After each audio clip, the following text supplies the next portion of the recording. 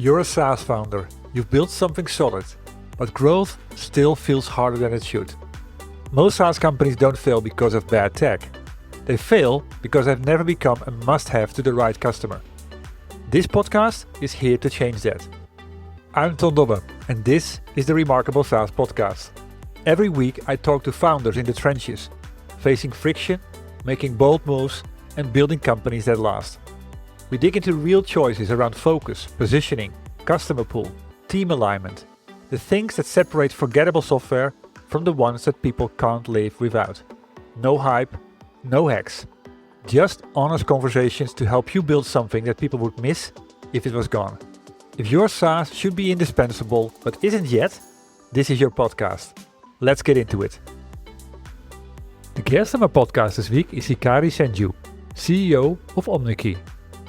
You can hustle and you can kind of fake it till you make it only so far, but it's going to catch up to you. If you want to build, and if you're serious about building a generation-defining company, building a company that really has impact, then you have to focus on the basics, and it's usually not just one hack or one thing. It's usually a million small things that you've assembled together in a way that works perfectly, as a system that is hard to replicate by a competitor because it's built off all these teeny, differentiations you've done because you've just thought way more deeply about this problem for a longer period of time.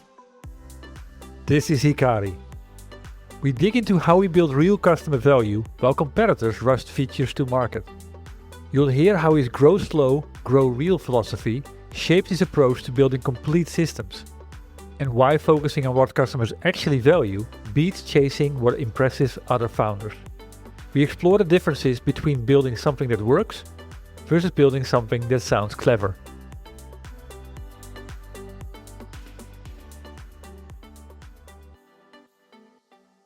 Well, hi Hikari. Thank you for making the time available today and being the guest on the podcast. Thank you, Todd. It's a pleasure to get you here. When I was getting the introduction to you and the question whether this would fit, I was like, yep, this would fit. It's about B2B software. It's about the latest with regards to using AI. And I found a number of angles in your leadership style and your approach that really resonated with me to have this conversation. So I was looking forward to this. Before we start talking about your company, Omneky, a little bit about you. What drives you, or what gives you energy as an entrepreneur? I'm a very competitive person. I like winning. I like proving myself. I think growing up, definitely there's that kind of immigrant hunger as well. I grew up in the United States, but my parents are from Japan, and so you definitely have this desire to prove yourself, I think. And so, and then I was a competitive fencer in high school and in college. And then also, at a young age doing like robotics competitions, and even in the Bay doing hackathons, and we host hackathons and we sponsor hackathons. And so just, so there's that kind of innate competitiveness. I think the other thing is the desire to make a positive impact with our product and our technology. I think there's this idea that being an entrepreneur, it's really an act of service, right? Because as I think the chance of being a successful, having like a $1 trillion company success is low, and you definitely believe that you can get there. But regardless, in a risk-adjusted basis, there has to be another motivation than just that you want to build $1 trillion business. There has to be passion of servicing your customer, of a deep passion in the technology that you're building, so that even if you weren't making any money, and for the first couple of years when we were bootstrapped, we were making no money, there's that innate curiosity and desire to build products for others and to serve others that keeps you driving forward. For me, it's generative AI and building generative AI products for marketers and for other entrepreneurs and businesses that has been the driving desire to democratize growth and make growth more accessible to more businesses and more people all over the world. To make it easier for entrepreneurs to connect with customers. And then this deep passion I have in generative AI, which really stems from from college when I studied computer science at Harvard, focusing on AI and machine learning, but also because my artist. And so the idea of an AI generating art and being creative, I found incredibly exciting. And so those kind of passions also, I think, are very important in terms of, for me at least, in terms of what drives me as well. So deep passion in the technology, deep passion in servicing others with this technology, and then just the innate competitiveness to be the very best at that. Yeah, I mean, I can only applaud for that. And some people always think, I mean, we need to be the best, and that it resonates in a different way, or maybe in the wrong way. You don't have to be the best, as long as you're the best for a certain group, whereby you deliver value that others cannot easily copy. Exactly. You definitely can't be the best at everything from the get-go. You have to focus on, because there's too many incumbents and big companies with deeper pockets than you.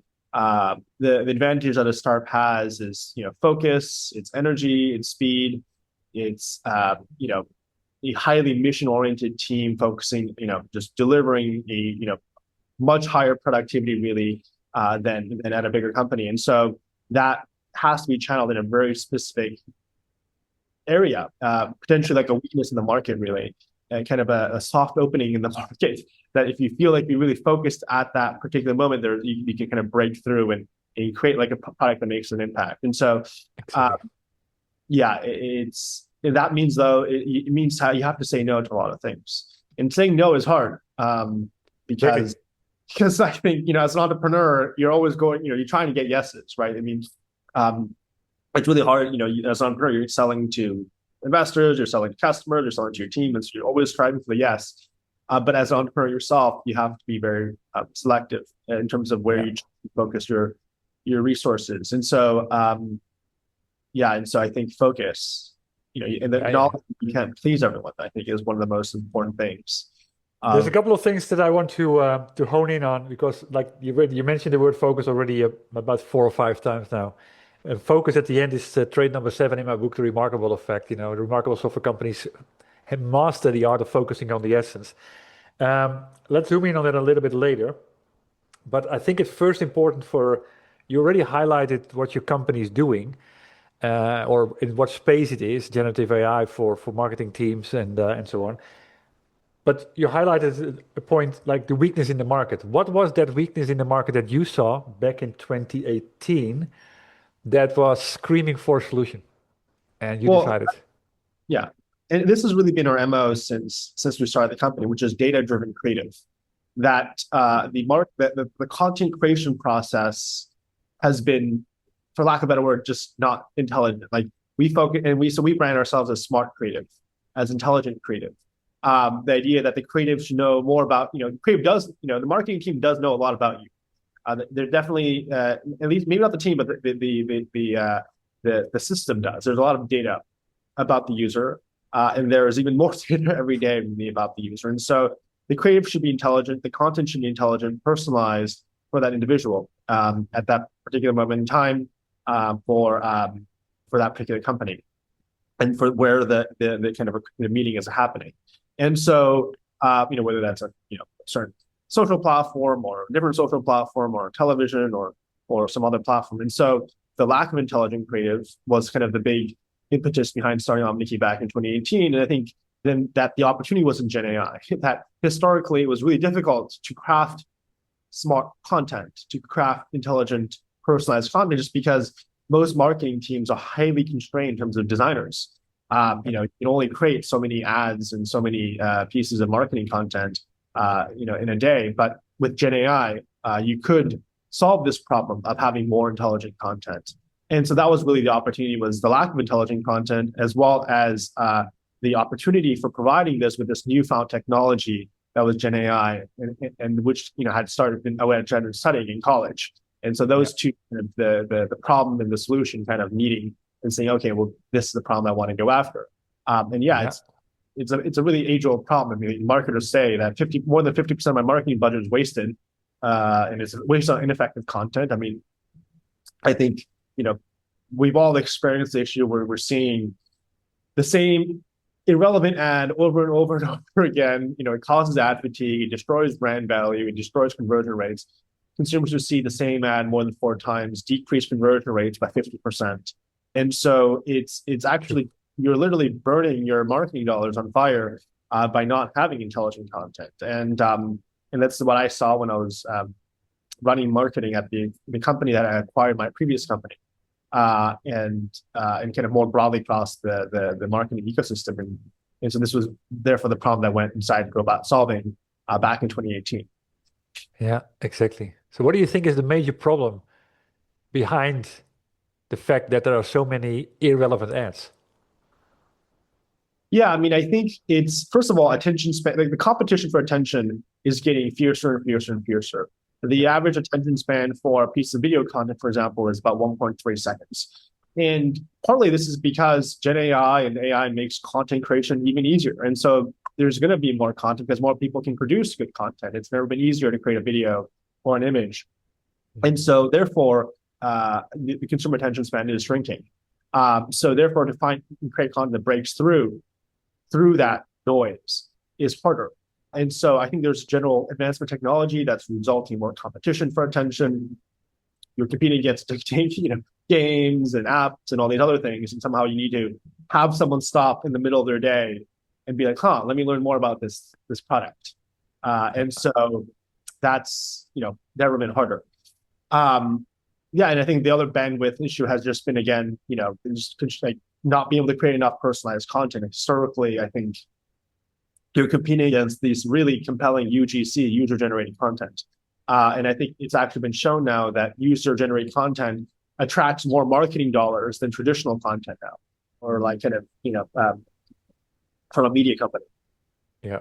Due to the rise of these social platforms and such. And so therefore, but user-generated content, there's a lot of them because it's people make it for free and people distribute it across their followers. And so there's the bar is high in terms of when you're trying to have someone stop watching that and go and click your ad. And so therefore, when a marketing team is competing against the highest quality user-generated content, the marketing team also has to step up. And so therefore, I think there's always been this disjoint where a consumer is looking at this rich feed of really compelling user-generated content, which is the top 0.1% of the billions of pieces of content that being produced every day, and then the ad now has bought that slot and needs to convince the person to stop scrolling and click that ad, and that disjoint also creates a sense that an ad is irrelevant or annoying or not personalized sufficiently, and I think it just goes to show the richness of the user-generated content space, and so. It's therefore more critical that our marketing team level up their game to produce content that can break through that noise and stop someone from scrolling and click on that ad. Completely agree. It's the noise. Now, kind of tying that, because what you do for your customers at the end is also something that you have to break through. I mean, starting in the generative AI space, that's a decision in itself. Then it's kind of making the decision to start in the growth space, the marketing automation arena. That's another big choice. I mean, what have you done from the start to give yourself an advantage to rise above the noise? Well, the strategy has been that to focus on the end user, to focus on the application, and the thesis was that as Gen AI improves, this application will get more and more superpowered. To the point now where any of your listeners can sign up, free trial, generate really beautiful ads within seconds, and launch them within a minute of signing up. I think the decision to start in Gen AI, number one, was I thought it was like the most revolutionary technology that was happening. Even back when I was studying in college about it. I mean, people were talking about AI. But I think, when I saw AI generating art, and when I thought, and again, growing up, the son of an artist, where you thought that like art is the essence of communication, and that it's the essence of in some ways it's the pinnacle of creativity, and it's like if an AI can do that well, if an AI can generate art well, if an AI can build a piece of content that resonates with a person. As deeply as the best artworks do, then that is a revolutionary technology in in human society than really almost anything that preceded it, I thought. And so that's really what got me excited about generative AI was in college, seeing it generating art and being like, wow, that's really this really kind of touches at what it means to be human in some ways, to communicate, to tell stories that resonate with people. And if an AI seems like it's on track to be able to do this well, then like, what does it mean to be human and all these? And so the power of that technology really kind of resonated with me in college. Partly, I think this is being growing up the son of an artist. I think the other thing is also that I have an intuition of Moore's law. So my grandfather worked at IBM. I grew up in New York near the IBM headquarters. And so from a young age, I had this kind of intuition of like the exponential rate in which technology improves and like kind of awed by the power.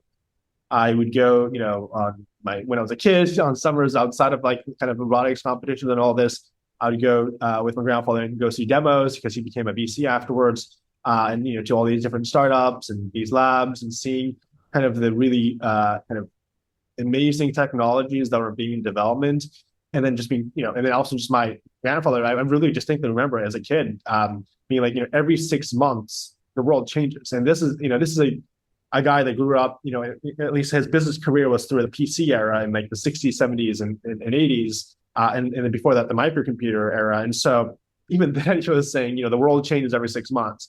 Now it feels like the world changes potentially faster than every 6 months. And so like having an intuition of Moore's law and exponential rate in which technology improves, and then seeing generative art, I felt like this is one of the most exciting things I want to get really involved in.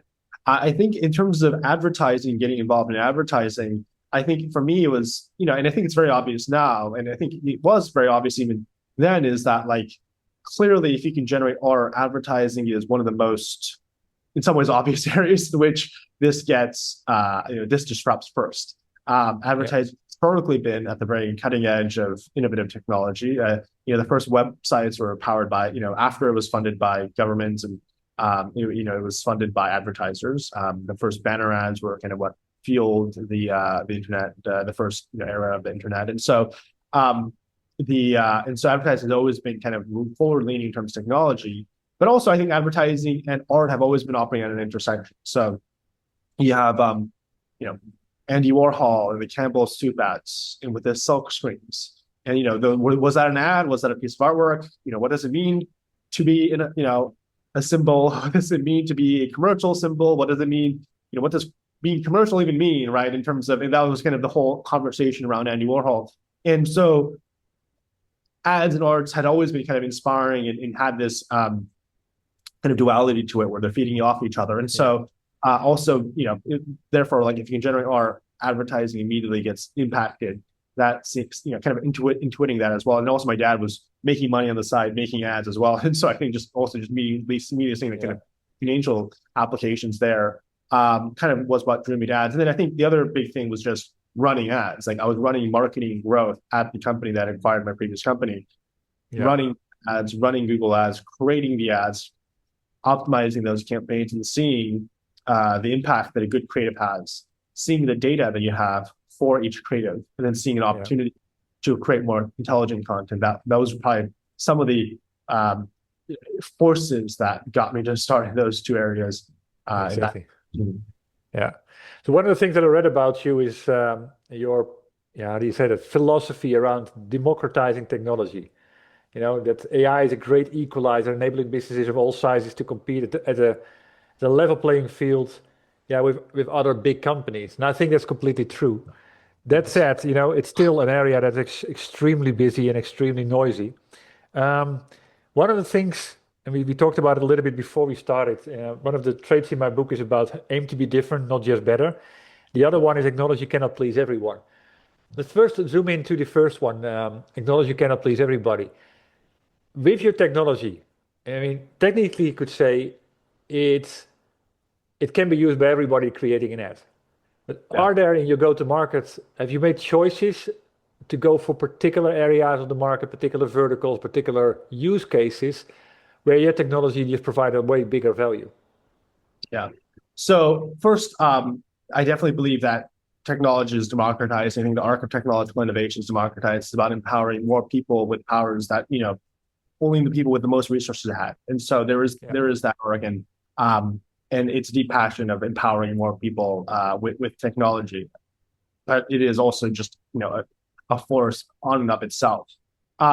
Regarding the need to focus, I think this was the first couple of years. There was a lot of testing of different audiences. There was a lot of and I think you can see this in terms of our revenue growth. It's like, is this our ICP? Is that our ICP?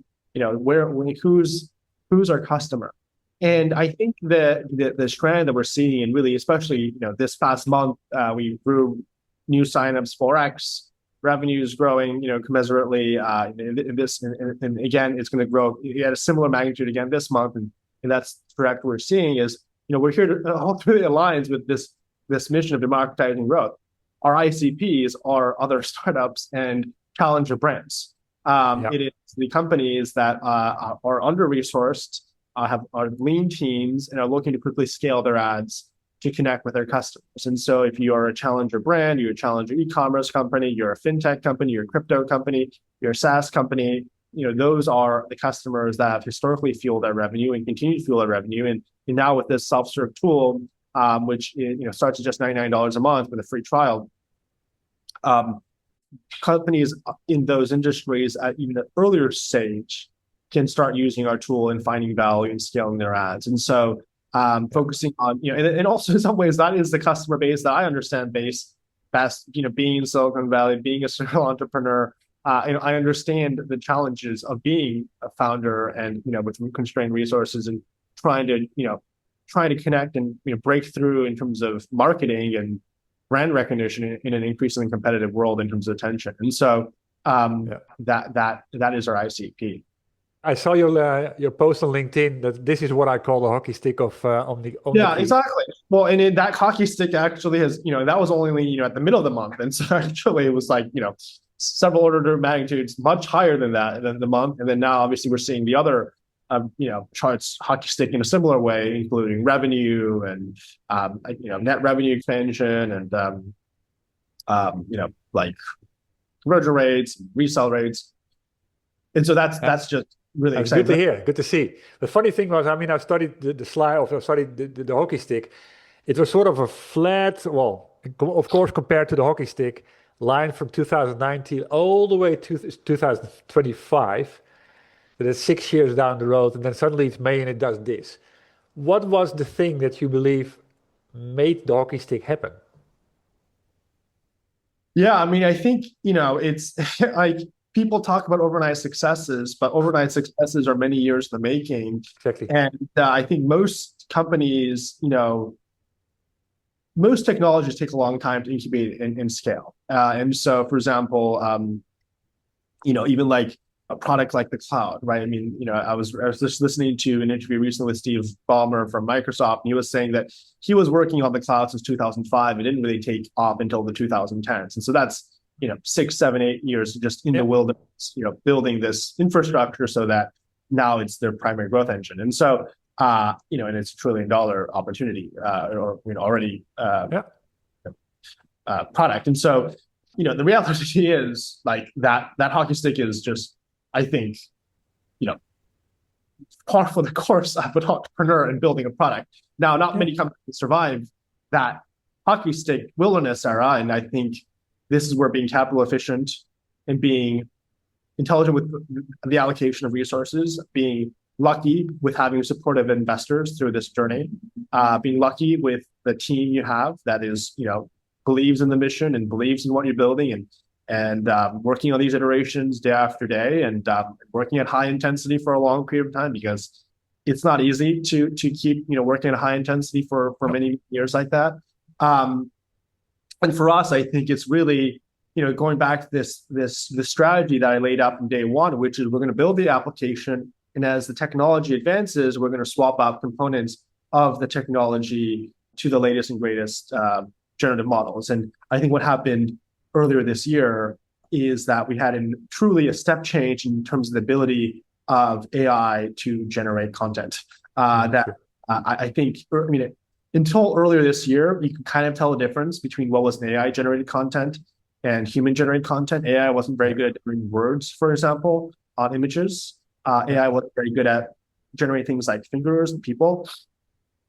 And then there was just a step change earlier this year where it solved all those issues. Just are fairly rare now. Exactly. And that's when our product started to work really well, because that's the product we have been building towards. Yeah. But if the ad isn't generating ads to a certain level of completion and perfection, advertisers aren't interested in using. They're not interested in launching ads where the fingers are 6 and the words are misspelled. But the moment that the AI is now able to generate where you cannot differentiate, whether there's an AI human or a real human, and where the words are generated perfectly on image, suddenly the product works in a way that it never did before. Exactly. And so for us, it was also just building to the, we knew the hockey stick would get here, and then finally the hockey stick arrived, and we were in position to ride this wave and fully integrate this technology into our tool. And throughout this time, we had been building the best analytics product. We had built the best workflow tool for marketers to ideate and analyze and make sure there's brand safety and make sure that you're having proper approvals and compliance, and then launching those ads across all the different platforms. We built an AI team in Silicon Valley that could integrate the latest and greatest Gen AI models in the most fastest and cost-effective ways into our tool. And then we had a marketing team and a brand that when we released this product, self-serve, that was, there was demand from users to try this tool. And then when they tried it, they could see the value. They could see that the quality, and I genuinely believe this, and I think anybody who uses our tool today can see it for themselves and again, try it for free. The content we generate on our platform is just 10 times better than the content that you can generate on competitors. And because we've trained our model and we have tens of thousands of reference ads that are the best designs that we've trained the models on. We understand for every single industry and category, what are the best type of performing ads, what are the best performing designs. I myself have a design aesthetic orientation where a lot of these other competitors are started by growth hackers and data analysts and data types, but they don't have that aesthetic orientation regarding what makes something beautiful, what is good design, what is good effective minimalism, what is clean design, a lot of you don't see that necessarily with our competitor tools. And so I completely agree with you. And it's I think it is going. So we started with acknowledge you cannot please everybody. You started talking about your ICP, who's the best type of user for that. But it is also very much in connection what you do to trade number 7, which is focus on the essence. And that has so many different flavors. Focus on the essence in this case is also you're doing the hard things. Like you say, there's so many companies and people out there that start and then do the minimum viable product, the hacking, whereby real momentum and real traction comes from people seeing, okay, this is something that stands out. I think there was this really great quote from a VC. Right when I was starting, and he was like, "Grow slow, grow real." That's the strategy. That is actually the winning strategy for an entrepreneur: is to grow slow and to grow real, to build something real that drives real value for customers. You can hustle and you can kind of fake it till you make it only so far, but it's going to catch up to you, and it helps. It does, and also if you build a company off weak foundations based on something that's not real, based on something that was slapdash, maybe you got lucky and you get some traction, you were able to raise enough capital off that, but you're building on a very shaky foundation. Yeah. Those companies do not become the generation-defining companies of the future. Those companies usually tend to implode at some point of the stage just because the foundations are not strong. And so if you want to build, and if you're serious about building a generation-defining company, building a company that really has impact, then you have to focus on the basics. You have to focus on actually creating a product that is valuable and drives value for customers. And you have to do the hard things. And that's, which is, actually building a product that is better. And it's usually not just one hack or one thing. It's usually a million small things that you've assembled together in a way that that works perfectly, as a system that is hard to replicate by a competitor because it's built off all these teeny, differentiations you've done because you've just thought way more deeply about this problem for a longer period of time, and you've also built a team that understands this problem way more deeply than a team that's kind of hustled together very quickly. And so True. build real, I think, grow real, grow slow if necessary. And then if you are successful doing that, then you will build value because customers will notice. Let me make a small interruption here. Hikari just made an excellent remark about why shortcuts eventually destroy companies. The build real principle shaped his decision to focus on customer value, while competitors decided to chase shortcuts. Most founders optimize for what sounds impressive to investors or other founders, but customers pay for outcomes, not features. And this is what remarkable software companies master. First, they acknowledge they cannot please everyone. Next, they master the art of curiosity. And with the insights, they build new value possibilities. Want to master these traits as well? Simply read my book. I've made the electronic version available for free. Just visit theremarkableeffect.com to grab your copy, and inspiration will spark within 10 minutes. Back to the interview. Well, this is the whole premise about my book. It's called The Remarkable Effect for a reason. It's all the things that you just highlighted, the foundational strength of the business, the basics right, building something that's perceived as valuable, and I actually add desirable to it as well. And I think what you do makes it not only valuable for people because it generates revenue, but it's also desirable because it just puts them in such a good daylight because they create something beautiful. Yeah, exactly. And I think understanding the metrics that your customers care about is also very important. Yeah. For us, it's about return on ad spend. So customers focus on delivering higher return on ad spend. And if you can deliver high return on ad spend, then you can beat anyone. If our product delivers higher return on ad spend than Google or Meta or Microsoft, then you can compete with those companies because advertisers will ultimately go to the product that delivers higher return on ad spend. We're seeing this play out with, for example, a company like AppLovin, which has created a 135 billion market cap company just because they deliver superior return on ad spend because of their focus on mobile advertisers. And I think that company also fits all the different descriptions of what you're describing very well. But focusing on the customer, delivering superior return on ad spend, and then executing that over a long period of time.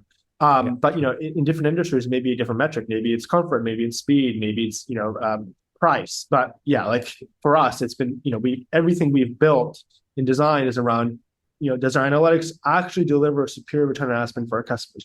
Do our creatives deliver superior return on ad spend for our customers? Does our approach of generating bulk creative and launching bulk creative across these platforms, launching thousands of ads and then managing thousands of ads and building a system for managing thousands of ads because it's not intuitive how you manage thousands of ads, does that deliver superior return on ad spend? And it's always been focused around that outcome that we're delivering for customers. And if you can deliver that outcome, then you can compete with the biggest companies because that's what customers really care about. At the end of the day, like even if you're competing with a company with a great brand, if you're delivering a better outcome, and if it's obvious that you're delivering a better outcome, customers will go to the product that delivers the better outcome, not necessarily the company that has the bigger brand. Exactly.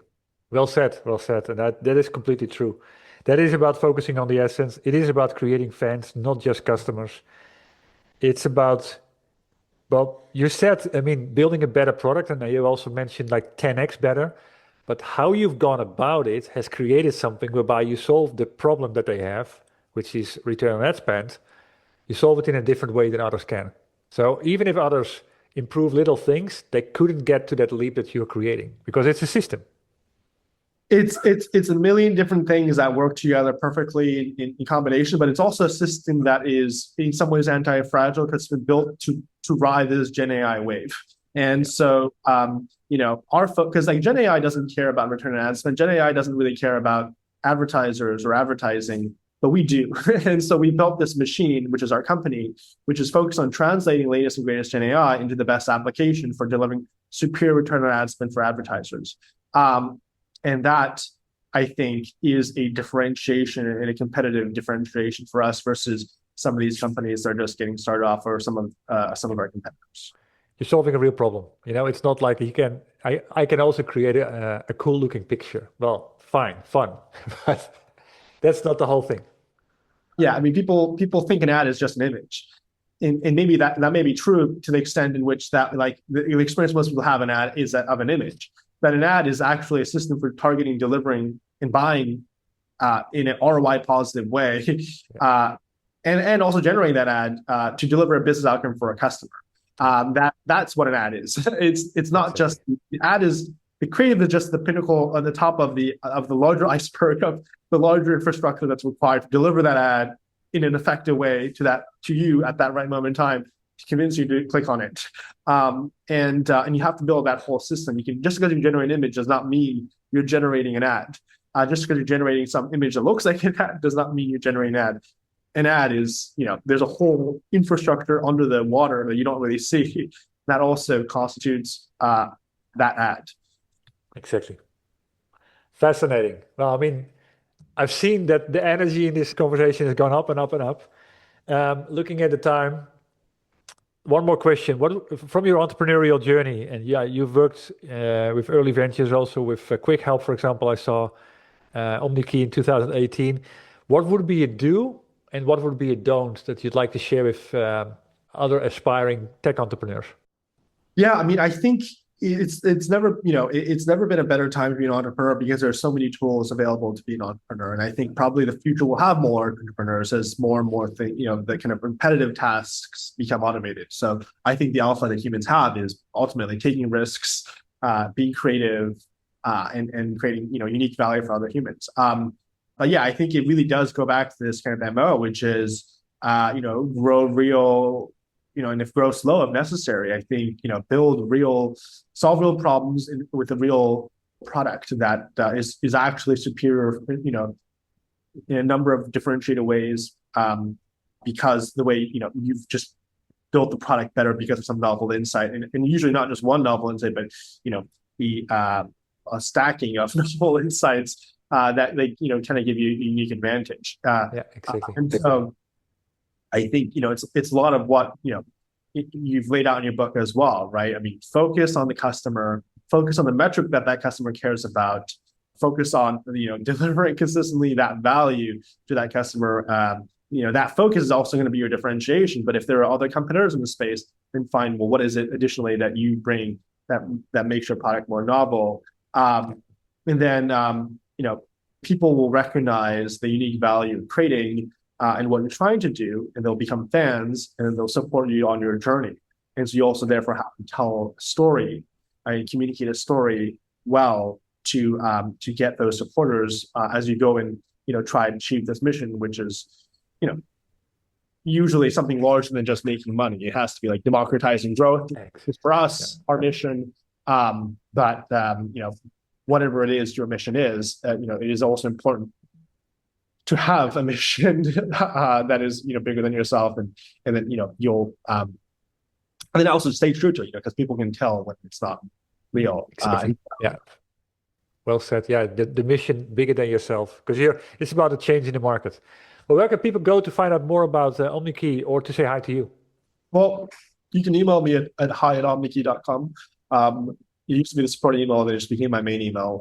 And then omneky.com is our website. You can try out for a free trial. And then you can follow us on LinkedIn, on X, on Instagram, on Facebook, on YouTube. See all our content we're producing and sharing there regular updates about our company. Perfect. Well, thank you very much. Tom, thank you so much. Thank you. And this wraps up my conversation with Hikari Senju, CEO of Omneky. If you got value from this episode, please share it with other SaaS founders who need to hear this as well. And if you got 10 seconds, a quick rating or review on Apple Podcasts will help more people to find these conversations. Thank you for listening to the Remarkable SaaS podcast. If you want more insights like this, subscribe to my daily email, Espresso with Ton. It's a 2-minute shot of clarity for SaaS founders who want to create pull, not push. You can sign up, along with getting my book, at valueinspiration.com. See you in the next episode.